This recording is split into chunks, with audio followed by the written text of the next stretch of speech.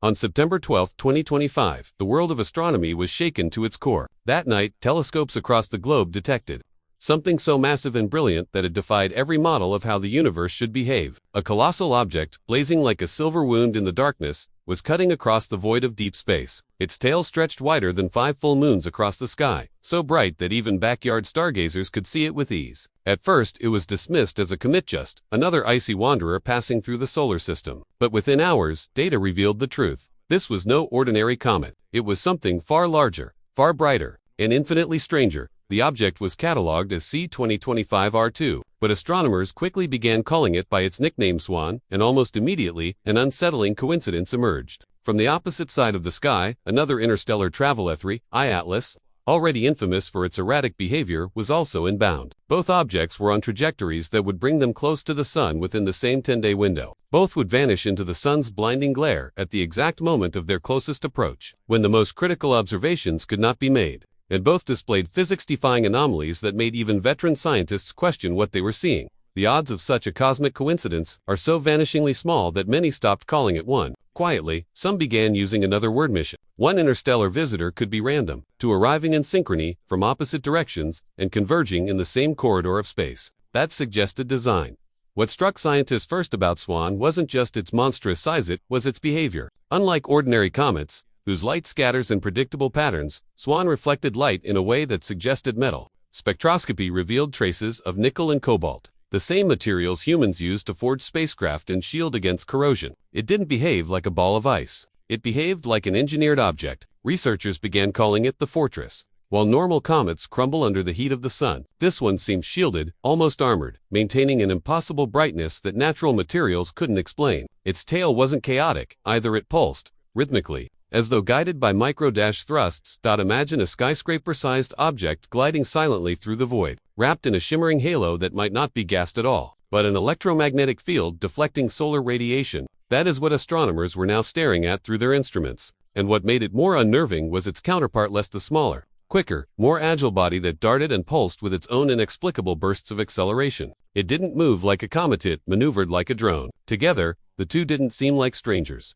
They looked like components of something larger, two parts of a single system converging on the sun. When plotted on star maps, the pattern became even more disturbing. Swan approached from Aquarius. Atlas came from Sagittarius, two regions separated by nearly a quarter of the sky. Yet both entered the inner solar system at nearly identical solar distances, reaching their perihelions just 3 days apart. Statistically, this was impossible. For natural objects, such timing had never been observed in recorded history. Then came the blackout, a 10-day window between October 8th and 18th, when the sun's glare made both objects invisible to Earth's telescopes. Their closest approach happened precisely during that window. When we were blind. To some, this wasn't coincidence, it was coordination. Two objects meeting under the cover of solar interference, timing their rendezvous to the only place and moment we could not watch. It felt orchestrated.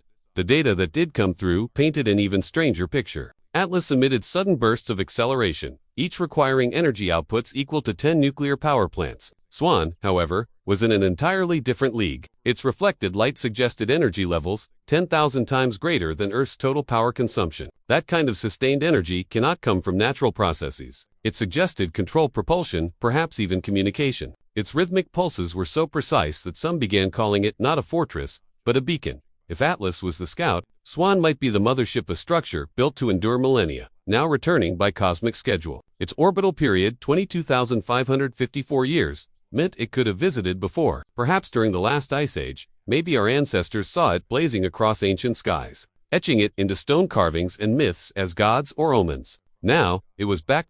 As excitement peaked, silence fell. NASA, ESA, and other agencies suddenly restricted data. High-resolution imaging was suspended, and radar tracking halted. The official explanation was solar conjunction downtime standard procedure when spacecraft are too close to the sun, but leaked memos told another story. Direct orders to withhold data and avoid public comment. Independent astronomers across the world, refusing to be silenced, began sharing their own observations on underground networks. They reported anomalies the agencies refused to acknowledge. To them, this wasn't about safety, it was about secrecy. As days passed, even more details emerged. Atlas's tail flickered like a heartbeat, shifting colors from red to white to blue in exact intervals. Each shift was accompanied by a burst of acceleration, as if a propulsion system were recalibrating. Swan mirrored this behavior at a larger scale, its tail pulsing with synchronized rhythm. They weren't drifting, they were maneuvering. The synchronization between their pulses suggested coordination, like two machines communicating through motion. For astronomers, orbital dynamics is the one thing that doesn't lie. And yet, the truth their data revealed was deeply unsettling. Two objects from entirely different parts of the galaxy were occupying the same narrow corridor of space and time. Their perihelion points were separated by only 50 million kilometers. Cosmic handshake and their timing within 3 days. All of it unfolding while Earth's telescopes were blinded. For the first time, respected scientists began to whisper the unthinkable. This looks engineered. Theories began to multiply. Some proposed that Swan was harvesting solar energy its metallic hull, designed to collect radiation like a giant solar battery. Others believed it wasn't a comet at all, but an artificial fortress using plasma shielding to protect itself. The most haunting idea was that it was transmitting, not to Earth, but to somewhere far beyond. Its rhythmic energy bursts could be messages data streams crossing interstellar space. If that's true, then Swan isn't visiting us. It's reporting on us. As the blackout continued, more unsettling details surfaced. A classified probe launched to intercept Swan reportedly vanished mid. Its final transmission showed a reflection and image of itself before the signal cut off, as if the object had scanned it back in perfect mimicry. Engineers described what they called an energy wall, a field that repelled all intrusions. If that's true, Swan wasn't passive, it was aware. Spectral analysis revealed complex organic compounds in its structure, pure, ordered molecules resembling engineered carbon chains. These were not the random molecules of natural comets. They were refined. That discovery sparked a chilling hypothesis. Perhaps Swan was not just a machine, but a seed ship, a carrier designed to distribute life itself across star systems. Atlas could be its scout, Swan, its guardian. Observation, protection, seeding. And if that's true, then Earth might not be incidental at all. We could be part of the mission's next phase. Then came a discovery that changed everything. Swan emitted radiation in a narrow band between soft X-rays and gamma waves, a frequency almost silent in the natural universe. It pulsed with mathematical precision, structured and layered, like code. Ground-based sensors overloaded trying to read it. Some engineers compared it to deliberate jamming technology designed to blind observers. And then, a burst of energy left Swan, not toward Earth, but the moon.